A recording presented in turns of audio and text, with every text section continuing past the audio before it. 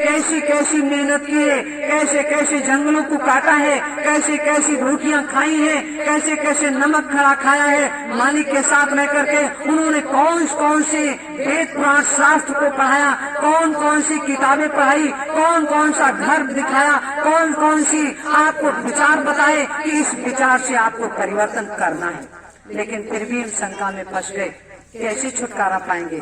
छुटकारा मिलना है ये नहीं जिसको आजीवन सजा बोली जाती है, आजीवन सजा बोलने के बाद भी उसको छुटकारा मिल जाता है, बीच में तो हम लोग सजा भोग रहे हैं। और सजा भोगने के बाद जो ये सजा है, ये सजा नहीं, ये बहुत बड़ी सजा है। इसके बाद मजा आएगा। आप लोग जानेंगे कि इनके साथ हम लगे थे, उस गुरु महाराज का काम नहीं किए, ऐसे मालिक का काम नहीं किए तो न दोजक के हैं और न जन्नत के हैं। 84 के गोते से अगर हटना चाहते हो, छुटकारा लेना चाहते हो तो एक ही रास्ता है, अपने गुरु के काम को कर दो। उस कॉलेज को याद करो जो मथुरा में बहुत बड़ा कॉलेज बनाया था। आज इन लोगों ने फिर से बदलाव कर दिया कि तुम मेरे पास पढ़ रहे हो, तुम मेरे कॉलेज में आओ। लेकिन कॉलेज मुझे एक ही, जब उस कॉलेज में मेरा विचार एकदम उस कॉलेज में गोते लगाए और गोते लगाने से मेरा शरीर और मेरी आत्मा पवित्र हो गई और फिर भी बीच में दूषित कैसे हो गई? मेरे में कोई कमी तो थी, मेरे में कोई खोट तो थी। मैं भटक गया, मैं उस रास्ते से अलग हो गया और मेरा रास्ता क्या था और क्या है, मुझे क्या करना है, उन सारी किताबों को सन 52 से लेकर के सन 2011 तक लिखी रखी। और इस समय तो मोबाइल खोलो और सारी चीजें पढ़ लो गुरु महाराज की वाणी को। लेकिन फिर भी पढ़ने के बाद भी हम लोग इधर उधर भटकते हैं। असली नकली में मत फंसो। स्वामी जी महाराज कहते हैं बच्चों, अगर असली नकली में फंसोगे तो तुम बेकार हो जाओगे, असली नकली का पता नहीं लगा पाओगे। आज बोलबाला किसका है? आज का युग क्या है?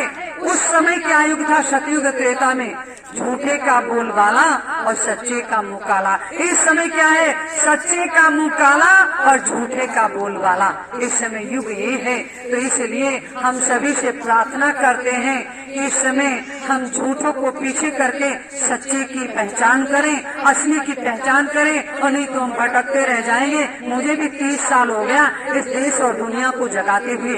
इस संसार की जीवात्मा को जगाने के लिए मैंने बहुत प्रयास किया, बहुत ही रास्ता अपनाया कि किसी तरीके से संसार की जीवात्मा मालिक के काम को, मालिक के रास्ते को, मालिक के विचारों को, मालिक के सारे जो भी मालिक ने आदेश दिया उस पर चलने के लिए हमने सब कुछ प्रयास किया। लेकिन जब भी थोड़े ही लोग बचे, देश की आजादी आई तो आप लोग विचार मत करो कि हम थोड़े लोग क्या करेंगे। जब भी देश में आजादी आई, जब भी देश में सतयुग आया, जब भी देश में त्रेता द्वापर में महाभारत काल में जब भी सत्य के लोग तैयार हुए तो थोड़े ही लोग तैयार हुए, मुट्ठी भर ही लोग तैयार हुए। भीड़ नहीं आई, भीड़ से परिवर्तन नहीं हुआ। सीता, सावित्री, दुर्गा, काली, सती, अनसुईया ऐसी माताओं ने जान की बाजी लगाई, इस देश को दिखाया, सत्य के मार्ग पे चल के दिखाया। सती अनसुईया ने कैसे कैसे अपनी, सती सावित्री ने कैसे कैसे 1 साल आयु रहने के बाद उस सावित्री ने कैसे कैसे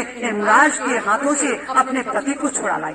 वो बनो। और आज हम लोग रोते हैं, भूत पकड़ता, प्रेत पकड़ता, वो चीज करो। आज अपने को हम नहीं पूजते हैं, अपनी चौखट को नहीं पूजते, अपने घर को नहीं पूजते हैं, हम इधर उधर भटकते घूमते हैं उस देवी देवता के चक्कर में। अपने गुरु महाराज की पूजा नहीं कर पाते, अपने गुरु महाराज के विचारों को नहीं याद करते, हम दूसरे के साथ चले जाते हैं। और फिर मेरी जो भी गुरु महाराज की वाणी है, गुरु महाराज की आत्मा है, उस आत्मा में विचलित होकर के और हम लोग भटक जाते हैं। इसलिए मेरा एक हाथ जोड़ करके अनुरोध है कि आप लोग सच्चे बनिए। और सच्चे बनने के बाद स्वामी जी महाराज ने कहा है बच्चों, ऐसे अगर नहीं बन सकते हो तो सच्चे सिपाही बन जाओ। अब सच्चे सिपाही बनने के बाद अपनी पहचान बनाओ। पहले तो लाल पगड़ी बनाई और अब सच्चे सिपाही बनने के लिए वर्दीधारी सैनिक बन जाओ। आज का काम यही है कि जब सैनिक बनोगे लोग पहचान देखेंगे कि मैंने तो पहले बलकल वस्त्र पहनाया, टाट पहनाया, टाट पहनाने के बाद भी हमारे लोगों ने टाट के लोगों ने टाट उतार दिया और मेरे काम को नहीं किया, पहचान नहीं रखी। इसलिए अब एक है कि नौजवानों, तुम इन बुजुर्गों के साथ खड़े हो जाओ और वर्दी पहन लो। वर्दी पहन करके आप आगे चलो। देश की रक्षा करनी है, देश को बचाना है, माँ बहन को बचाना है, तो रक्षा करनी है तो देश के सिपाही बन जाओ। और सिपाही बनने पर हम लोग अपने काम में लग जाए। एक ही रास्ता है कि वर्दीधारी सैनिक बनाने के लिए नेताजी का आदेश हुआ है कि 1 लाख वर्दीधारी सैनिक तैयार कर दो, जिससे देश में ये पता चल जाए कि भारतीय सुभाष सेना ही नहीं, बाबा जय गुरुदेव नेताजी सुभाष चंद्र बोस ने वो सिपाही तैयार कर दिया है जैसे अंग्रेजों के छक्के छुड़ाए थे। भगत सिंह, नेताजी सुभाष चंद्र बोस, चंद्रशेखर आजाद, राजगुरु सुखदेव, अशफाक उल्लाह खान, वीर अब्दुल हमीद, लाला लाजपत राय, वीर शिवाजी, महाराणा प्रताप जी जैसे लोगों ने घास की रोटियां खाई, तब जाकर के देश बचाया। अब आज तो उनको घास में सारा सब कुछ सुख मिलता है, सब्जी मिलती, रोटी मिलती, दाल मिलती, और तब भी इस काम को करने के लिए हम पीछे हट गए। पीछे मत हटो।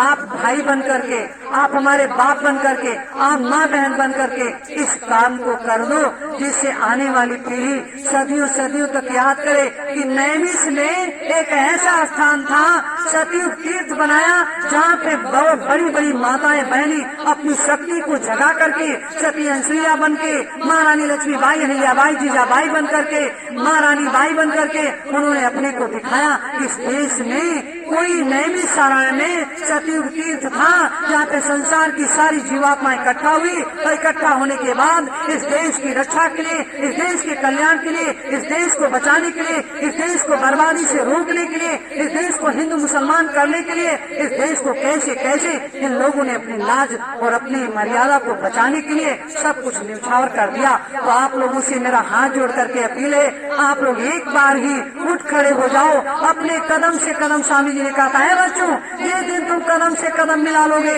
एक आवाज में आवाज मिला दोगे कि है कहाँ बाबा जी, उनका पर्दाफाश चाहिए, है कहाँ नेताजी सुभाष चंद्र बोस, उनका पर्दाफाश चाहिए, और मुझे कुछ नहीं चाहिए, इसके सिवा मुझे कुछ नहीं चाहिए। तो आप लोगों से हाथ जोड़ करके रोज अपील करते हैं, एक बार आप ही लोग मेरा साथ दे दो, जिससे अपने काम को हम कर सके और गुरु महाराज तक पहुंच सके। उनको उनके इस जैसे मथुरा से कृष्ण चले गए थे, जब मथुरा से कृष्ण चले गए तो तमाम बाल बाल गोपिकाएं रो रो करके पूछती, मेरी कन्हैया कैसे हैं, मेरे कन्हैया कैसे हैं। आज वही चीज है, बाबा जय गुरुदेव चले गए तो कैसे कैसे लोग, मथुरा के लोग ही नहीं, यहाँ संसार के लोग पूछते हैं कि मेरे गुरु महाराज कहाँ है, कोई दिखा दे और कोई बता दे, कोई रास्ता दिखा दे, कोई परिवर्तन का रास्ता दिखा दे, कोई सतयुग का रास्ता दिखा दे, तो मैं उसके साथ चला जाऊं। तो आज समय ये है, हम 12 से चिल्ला रहे हैं, झूठ नहीं तो हम भी बैठ जाते। अगर झूठ जानते, इतना सब कुछ बवाल होने पर, विरोध होने पर, लोग कहते दीदी तो ऐसे नहीं है, हमको कोई आप बहुत बड़ी नोट नहीं देते हो, बहुत बड़ी हमारे पास महल और गाड़ी नहीं है, बहुत बड़ा खजाना नहीं। जिस तरीके से 30 साल से मैंने इस जीवन को देखा है चल करके, और पूरे देश में ही नहीं कई देशों में, कलकत्ता है, आसाम है, भूटान है, नेपाल है, कर्नाटक है, और तमिलनाडु, उत्तराखंड है, झारखंड, छत्तीसगढ़, हर जगह हम जा करके, उस समय मेरे पास एक गाड़ी, साइकिल भी नहीं थी। मेरे बैग जब टांगते थे